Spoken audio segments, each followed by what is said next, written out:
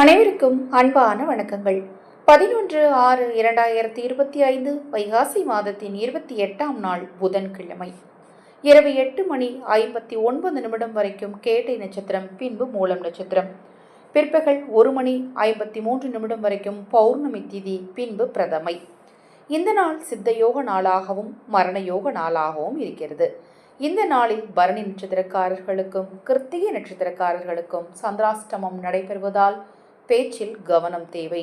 மேஷம் லாபம், ரிஷபம் நலம், மிதுனம் சுகம், கடகம் அன்பு, சிம்மம் நன்மை, கன்னி முயற்சி, துலாம் உயர்வு, விருச்சகம் அமைதி, தனுசு தடங்கள், மகரம் ஆதரவு, கும்பம் ஆக்கம், மீனம் நஷ்டம். இந்த நாளில் சிவ வழிபாடு செய்கிறது உங்களுடைய தொழில் ரீதியான முன்னேற்றத்திற்கு வழிவகுக்கும்.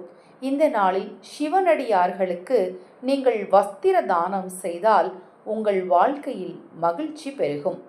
இந்த நாளில் உங்கள் வீட்டின் அருகில் இருக்கக்கூடிய சிவாலயம் சென்று சிவ தரிசனம் காணுங்கள். நவக்கிரகங்களில் வீற்றிருக்கும் புத பகவானை வணங்குங்கள்.